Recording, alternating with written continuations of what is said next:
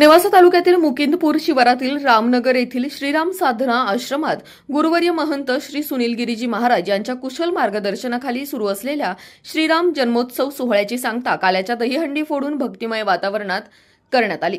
मनुष्य जीवनातील अज्ञान दूर करणारा काला हा जीवाला शिवत्व प्राप्त करून देणारा असल्याने भगवंत नामाच्या भजनाने स्वानंदाच्या तृप्तीची प्राप्ती करा असे आवाहन भागवताचार्य साध्वी तुलसी दिदी यांनी केले।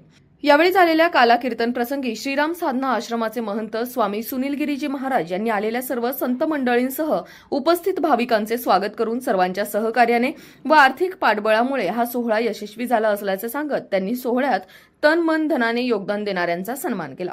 यावेळी झालेल्या सांगता कार्यक्रम प्रसंगी पैठण येथील भागवताचार्य साध्वी सुवर्णानंदगिरी महाराज चैतन्य नजीक चिंचोली येथील खडेश्वरी देवस्थानचे महंत गणेशानंद महाराज, माऊली आश्रमाचे महंत ज्ञानेश्वर महाराज हजारे, विष्णू महाराज सांगळे, लक्ष्मीनारायण महाराज जोंधळे, साहेबराव महाराज चावरे, मृदुंगाचार्य किरण महाराज डिवरे, के.एम. बाबा फाटके महाराज, गायनाचार्य शंकर महाराज तनपुरे, संतसेवक वैभव निकम, पोपटराव निपुंगे, देविदास महाराज पवार, अशोक निपुंगे, रामकृष्ण कांगुणे, पी.आर. जाधव यांच्यासह हजारोंच्या संख्येने भाविक उपस्थित होते। उपस्थित भाविकांना महाप्रसादाचे वाटप करण्यात आले। राष्ट्र सह्याद्री न्यूजसाठी प्रतिनिधी सुधीर चव्हाण, नेवासा।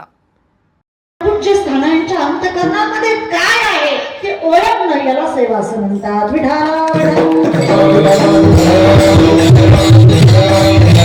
सुनील गिरीजी महाराज यांच्या आशीर्वादाने त्यांच्या प्रेरणेतून त्यानंतर परमपूज्य आदरणीय स्वामी चैतन्यानंदजीच्या अथक प्रयत्नातून किंबहुना हा खेळ एकट्याचा नाही तर खेळ होतो आणि म्हणून तुम्ही सर्व जे बाबांचे भक्त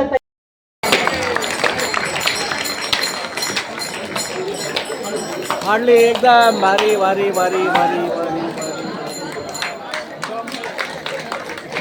भागवताचार्य स्वामी सुवर्णानंद गिरीजी महाराज आपल्या देवस्थानच्या त्या इथं बसून राहिल्यात आणि बसून राहून सगळं कार्य पाहिलं त्या ठिकाणी।